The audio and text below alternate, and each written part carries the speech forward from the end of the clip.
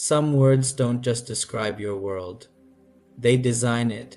Every time you say, I can't, something inside you quietly shuts down. Your brain stops searching, your imagination goes silent, and your future waits for a permission that never comes. We use it so casually. I can't start now. I can't afford that. I can't change my life. But here's the truth: every time you say I can't, your brain believes you. Your words don't just communicate, they program your brain. Neuroscientists have proven that when you speak a limitation, your brain releases stress hormones that block creativity and problem solving. I can't sends one message to your subconscious: stop trying. But the moment you change the question from I can't do this to how can I do this, everything changes. You awaken a different part of the brain, the one that looks for possibilities.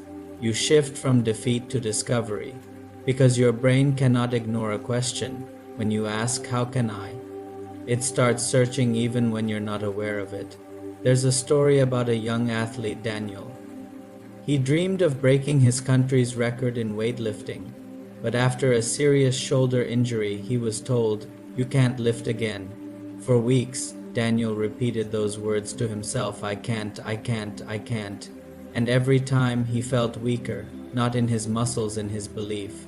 Then one day, his coach asked him a simple question. Stop saying you can't, ask yourself, how can I still train without hurting myself? That shift changed everything. He trained smarter, slower. He rebuilt his strength with precision. A year later, Daniel didn't just lift again, he broke the record. Not because his injury disappeared, but because his language did. Here's the science. When you say I can't, your brain interprets it as a closed command. It shuts down the prefrontal cortex, the part that handles strategy, learning, and creative problem solving. But when you ask, how can I? The command becomes open-ended. Your mind immediately searches for options, connections, and actions. It's called cognitive reappraisal, your ability to reinterpret a problem as a challenge. And that's the foundation of a growth mindset. Think about it. I can't afford this course. How can I learn this skill for free? I can't wake up early. How can I make mornings easier? I can't forgive myself. How can I start healing? Each question takes back control from fear and gives it to possibility. Now pause for a second. Think of something you've been telling yourself you can't do.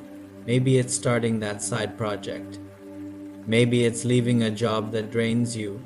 Maybe it's forgiving someone or yourself. Say it out loud. I can't do it. Feel how heavy it sounds. Now change it. How can I make it possible? Notice the shift in your body. Your energy rises, your mind opens. That's not a trick, it's neuroplasticity in motion. Your brain literally starts to rewire itself when you challenge a limiting belief. Growth doesn't start with action, it starts with a better question. There was a young artist named Maya. She dreamed of creating a series that could inspire others, but every night she whispered to herself, I can't compete, I can't start now. Until one evening she caught herself mid-sentence. Instead of saying I can't, she wrote in her journal, how can I make one person smile through my art today? That question became her compass. She stopped chasing perfection and started creating from curiosity. Post by post, piece by piece, her art reached millions. Her secret wasn't talent or timing. It was the courage to ask better questions. Here's how you can start today.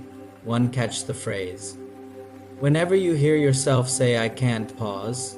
Don't correct it, just notice it. 2. Flip it. Replace it instantly with how can I.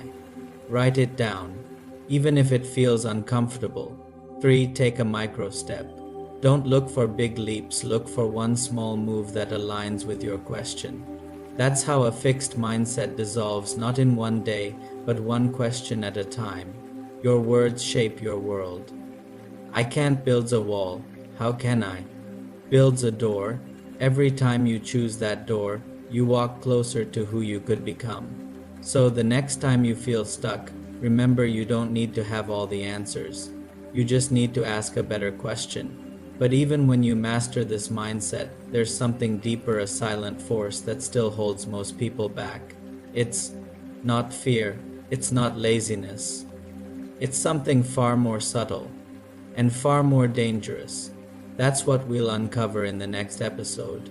Don't miss it, because once you see it, you'll never go back.